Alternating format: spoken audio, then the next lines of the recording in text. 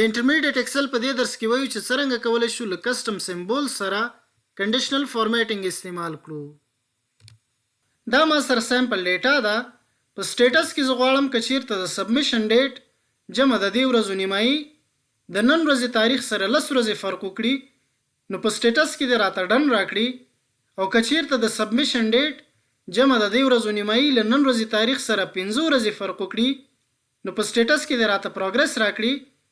او که چیرته د سبمیشن ډیټ له نن ورځې تاریخ نه لوی وو، بیا دې راته په سټیټس کې کمینګ راکړي. نو په دې سل کې ورته هم چې مساوي اف. په اف فنکشن باندې مو د ایکسل بیسکس په دوهم درس کې تفصیلی کار کړی وو. په لاجیکل ټیسټ کې ورته هم که چیرته د سبمیشن ډیټ ګریټر دین سی له ټوډے نه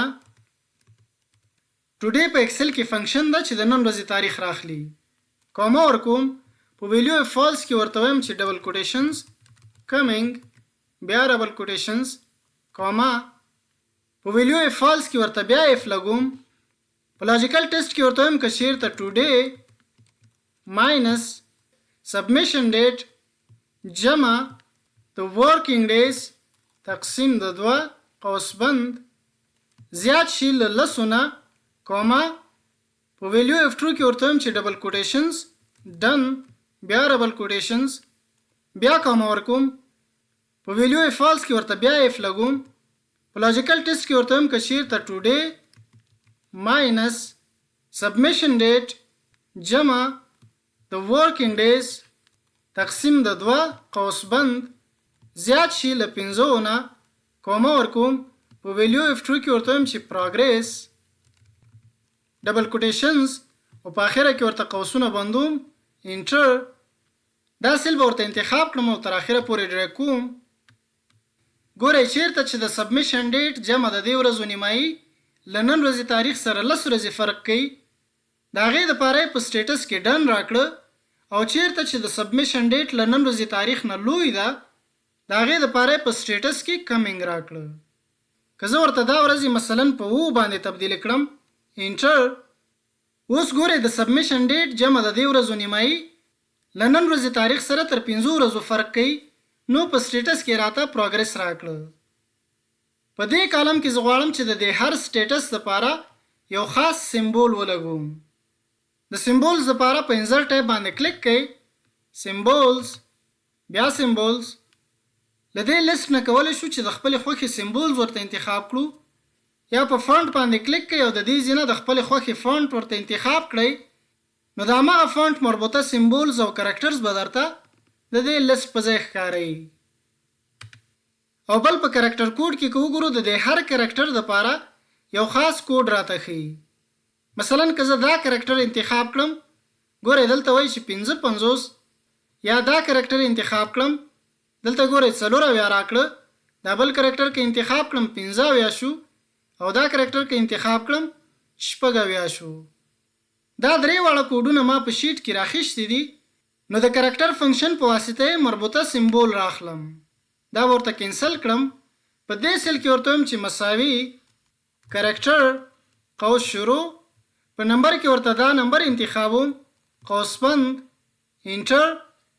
دا سیل به انتخاب کړم او تر اخره پورې ډریګ کوم.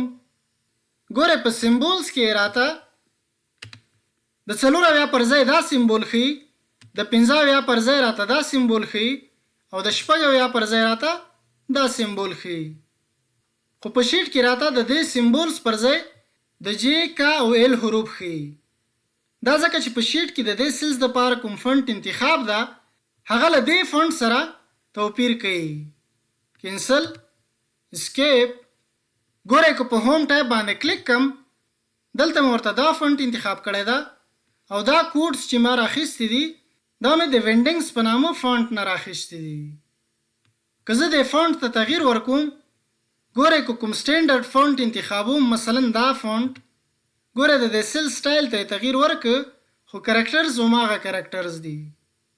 او که چیرته له فونټ نه ورته کوم نان سټینډرډ فونټ انتخابوم، مثلا لاندې راځم، دا ګورئ مکمل نان سټینډرډ فونټس دي.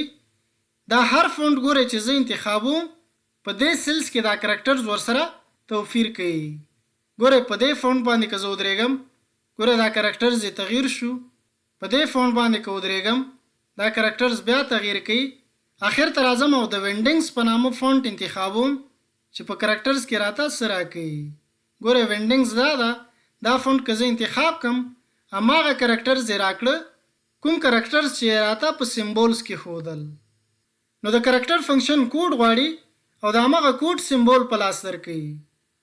خو که چېرته کرکټر یا سیمبول معلوم وي او غواړي چې د دې کرکټر کوډ معلوم کړي نو د دې لپاره د کوډ فنکشن استعمالیږي. په دې سیل کې ورته چې مساوي کوډ په ټکسټ کې ورته دا کرکټر انتخابوم قوسبند انټر دا سیل به انتخاب کړم او تر اخره پورې ډریګ کوم. ګوره د دې هر کرکټر مربوطه کوډ یې راته راکړه. نو په دې سیل کې ورته چې مساوي اف لاجیکل ټیسټ کې ورته که چېرته دا سیل مساوي شي له ډن سره کوما په ویلیو F2 کې ورته چې دا کرکټر راکړه نو کرکټر قوس شروع د دې یو ځل F4 بټن پسې کېکاږم چې لاک شي قوسبند کوما ورکوم په ویلیو فالس کې ورته بیا F لګوم په لاجیکل ټیسټ کې ورته که چېرته دا سیل مساوي شي له پروګرس سره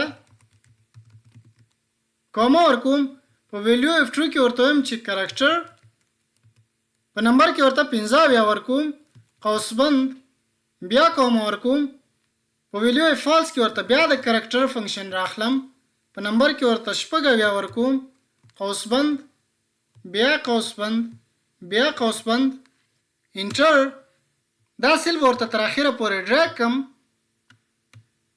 ګوره د دې سیمبولز پر ځای راته دا کرکټرز راکړه ځکه د دې سیلز دپاره ما د وینډنګ فونټ انتخاب کړی ده او د دې سیلز دپاره ګوره دا فونټ انتخاب ده. که د دې فونټ په ځای زه ورته وینډنګ انتخاب کم انټر ګوره هغه کرکټرز یې راته په دې سیمبولز باندې تبدیل کړه. په کنډیشنل فارمیټینګ باندې کلیک کوم. دلته هم ګوره ما سره آیکن سیټس موجود دي خو دا آیکنز یو خو ډېر محدود قسمونه دي او بل عموما له نمبرز سره استعمالیږي. خو دلته ما سره ټکسټ ویلیوز دي او بل زما دا سیمبولز په کار وکړم چې په دې لیست کې موجود نه دي.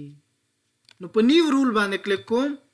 فارمیټ اونلی سیل دیٹ کنټین د بټوین په ځای ورته ایکول ټو انتخابوم او دلته ورته چې مساوي کرکټر 4 قوسبند فارمیټ په کلر کې ورته مثلا دا کلر انتخابوم اوکې بیا اوکې بیا په کنډیشنل فارمیټینګ باندې کلیک کوم.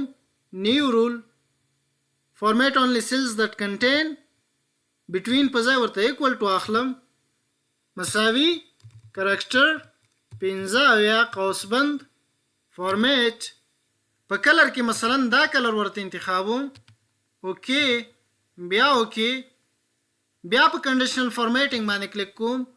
نیو رول فارمیټ اونلی سیلز دیٹ کنټین بټوین په ځای ورته ایکول ټو انتخابوم او په دې سیل کې ورته چې مساوي کرکټر 16 قوسبند فارمیټ په کلر کې مثلا دا کلر ورته انتخابوم اوکې بیا اوکې. اوس ګوره دا تاریخ که زه یو څه کم کړم مثلا د 11 میاشتې 15 تاریخ راخلم انټر ګوره په سټیټس کې راته ډن راکړه او په دې سیل کې دا ایموجي راته په دې ایموجي باندې تبدیل کړه. اوس که د دې ورځو تعداد یو څه زیات کړم مثلا 12 انټر ګوره په سټیټس کې راته پروګرس راکړه او په دې سیل کې دا ایموجي راته په دې ایموجي باندې تبدیل کړه. دا درس تر همدې ځای و. که ویډیو مو خوښه شوي ویډیو د سره لایک کړئ ملګرو سره شریک کړئ او د آینده درسونو لپاره چینل سبسکرایب کړئ. ډیره زیاته مننه.